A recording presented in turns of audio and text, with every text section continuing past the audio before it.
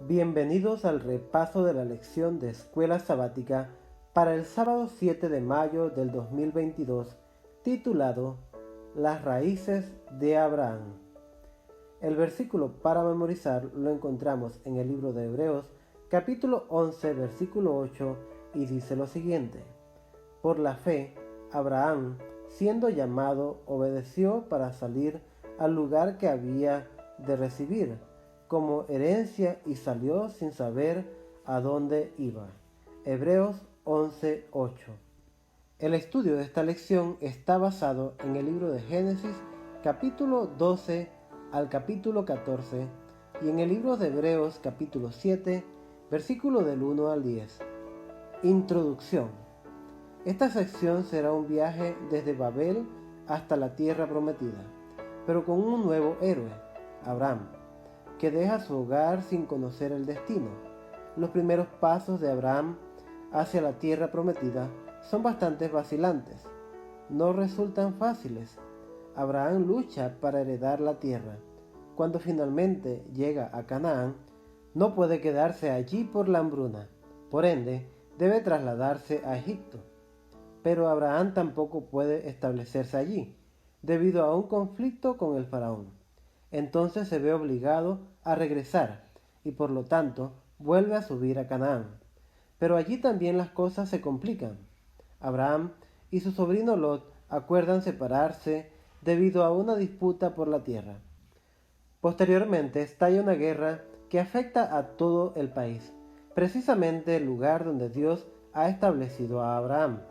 Después de la batalla, sale a su encuentro un desconocido, Melquisedec, a quien le da el diezmo, una forma de reconocer que nada le pertenece. Estos episodios están llenos de las lecciones espirituales en las que se entrelazan cuestiones de fe y de ética. Preguntas para reflexionar. Compara las manipulaciones y las mentiras de Abraham con la confianza y la honestidad del faraón. Compara la generosidad de Abraham hacia Lot y el egoísmo de Lot. La liberalidad de Abraham con la codicia de los reyes. Analiza la incoherencia y la falta de confianza de Abraham cuando responde al llamado de Dios. Comentario. La frase lej, leja, vete, que significa en hebreo, ve para encontrarte a ti mismo, el llamado a Abraham a salir de su país y alejarse de sus raíces debería llevarlo a un viaje para encontrarse a sí mismo, para realizarse y establecer su identidad. No es suficiente que Abraham salga de Babel para encontrar su verdadero yo. Abraham necesita deshacerse de Babel, que todavía está en él. La idolatría de sus padres y la mentalidad arrogante de Babel. Para ello, Abraham no solo debe dejar el lugar donde ha estado hasta ahora, siempre debe estar en movimiento. Es notable que este destino itinerante se refleja en el lenguaje que abarca las historias de su vida. El verbo ir, alaj, es una palabra clave que denomina las narraciones sobre Abraham desde el capítulo 12 hasta el capítulo 22, que constituye la lección central del libro de Génesis. También es notable que la frase lej, lejá, vete, encuadre la experiencia espiritual de Abraham. Esta expresión aparece dos veces. La primera vez cuando Abraham es llamado a dejar su pasado, Génesis 12:1, y la segunda vez cuando es llamado a abandonar su futuro, Génesis 22:2.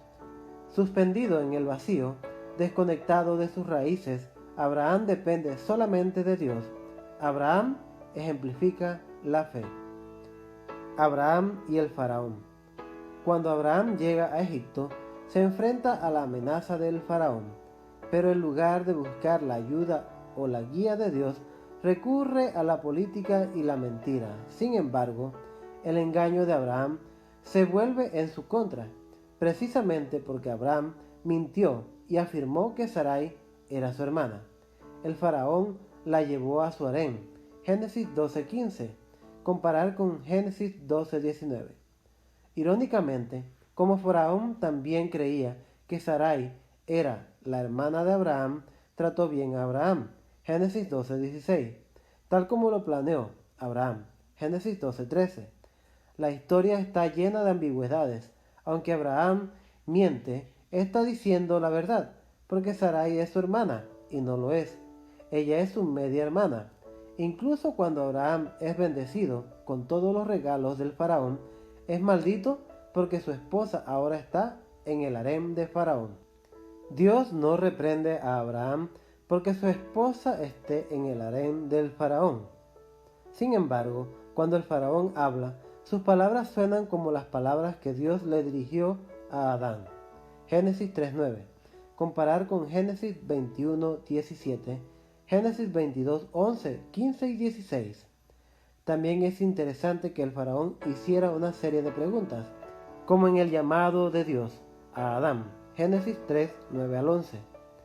Este paralelismo entre estas dos representaciones sugiere que la iniquidad de Abraham es del mismo estilo que la iniquidad de Adán. Abraham y Lot. Por primera vez desde Canaán vuelve a aparecer el verbo alá, ir, que responde al llamado de lejá. Se utiliza dos veces, Génesis 13, 1 al 5. La primera vez se refiere al viaje de Abraham a Betel, donde Abraham construyó un altar y adoró a Dios. Génesis 13:4. Este traslado vuelve a conectar a Abraham con su pasado y restaura lo que su viaje a Egipto había interrumpido. Abraham regresa a las sendas antiguas. Jeremías 6:16. Comparar con Jeremías 18:15. Se arrepiente. La segunda vez que se usa el verbo alá, ir, se refiere a la partida de Lot. Sin embargo, a diferencia del traslado de Abraham, la ida de Lot no tiene una connotación espiritual. Tiene relación con su riqueza. Génesis 13:5. Además, no solo es diferente a la forma en que se van, sino también la forma en que moran. Mientras que Abraham vincula su morada con su relación con Dios, Lot ve su morada solo en conexión con él mismo y sus posesiones materiales. La dificultad de su convivencia, Génesis 13:6, no es simplemente el resultado de factores externos, tiene que ver esencialmente con las profundas divergencias espirituales entre ellos. Sus cosmovisiones son irreconciliables, Génesis 13, 7 al 9, y por lo tanto, las tensiones entre ellos son inevitables. Aunque el texto bíblico informa de una disputa entre los pastores, la disputa va más allá de los pastores e involucra asuntos espirituales. Entonces, Abraham comprende que la separación era el único camino para la paz. Lot toma la iniciativa y escoge la región de las llanuras ricas. Abraham se queda con el resto, los montes de Canaán. Génesis 13:12. A diferencia de Lot, quien decide alzar los ojos para ver, Génesis 13:10, Abraham hace esto solo por mandato de Dios. Génesis 13:14. Más adelante, durante una guerra, cuando se llevan cautivo a Lot desde Sodoma, junto con sus bienes, Abraham parte con un grupo de hombres para rescatar a su sobrino, y al final de esta campaña rescata a Lot y a su gente. El rey de Sodoma sale a encontrarse con Abraham al regreso de la campaña, para agradecerle. Génesis 14:17. Irónicamente, Lot, que estaba tan ávido por controlar su destino y se quedó con la mejor parte de la tierra para sí, se convirtió en prisionero. Abraham, por otro lado, quien amable y humildemente le cedió a Lot el derecho de elegir primero, que le correspondía por derecho como pariente mayor, ahora es quien toma la iniciativa y controla el curso de los acontecimientos. Abraham había entendido que la confianza en Dios y la disposición a perder sus beneficios era la mejor manera de controlar su destino y asegurar el mejor resultado. Jesús refuerza la misma lección paradójica. Abraham y Melquisedec. Este rey misterioso parece completamente fuera de lugar en el contexto de la narración. En primer lugar, Melquisedec proviene de la ciudad de Salem, el antiguo nombre de Jerusalén. que no participó de la guerra. Además, el nombre Salem, que significa paz, contradice las actividades bélicas que han sido protagonistas de la historia hasta ahora. La justicia incluida en el nombre del rey se opone a las evocaciones de la maldad y la iniquidad en los nombres de Bera, rey de Sodoma, y Birsa, rey de Gomorra. A Melquisedec se lo llama sacerdote del Dios Altísimo. Esta es la primera aparición en la Biblia de la palabra sacerdote. El sacerdocio de Melquisedec es anterior al sacerdocio levítico. El hecho de que Abraham, al igual que Melquisedec, usaran el mismo título, el Elión, Dios Altísimo, para su Dios, Génesis 14:20, en el que une el nombre de Yahweh al nombre de Dios Altísimo, Génesis 14:22, sugiere que Abraham consideraba que Melquisedec era un sacerdote legítimo del Dios Creador. Aunque Melquisedec pertenecía a la comunidad cananea, Dios lo había elegido para que fuera su representante entre la gente de esa época. A pesar de su origen extranjero, Abraham le entrega el diezmo y recibe su bendición.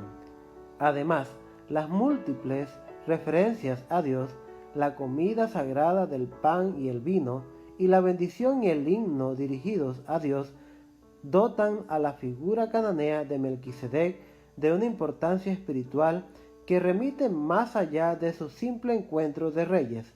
Concretamente, las escrituras posteriores mantienen esta connotación espiritual. El Salmo 110 asocia a Melquisedec con el futuro Mesías davídico, Salmo 110, 4, seguido por los autores del Nuevo Testamento, quienes relacionan el sacerdocio único de Melquisedec con el de Jesús, Hebreos 5:5, 6, 10 y 7. Aplicación a la vida. Lex, leja, vete. Busquen pasajes en la Biblia en los que los profetas piden al pueblo de Dios que salga de Babilonia. ¿Qué significa este llamado para el pueblo de Dios hoy? ¿Cómo se aplica a nosotros personalmente el llamado de Dios a su pueblo a salir en relación con nuestra vida social? ¿Cómo se relaciona este llamado con la obra de formación del carácter que realizamos cada día? ¿Cómo se aplica esta expresión a nuestra experiencia de conversión?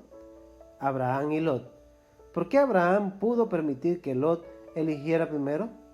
¿Cómo se aplica esta actitud a nuestra relación con las demás personas?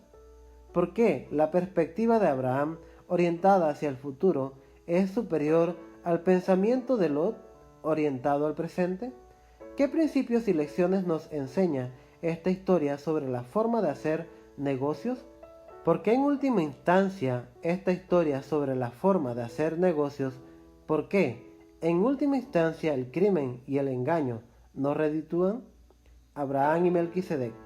¿Qué lecciones sobre el significado espiritual del diezmo podemos aprender de Abraham, quien le entrega su diezmo al rey Melquisedec, un cananeo de origen, que era sacerdote de Dios en Salem?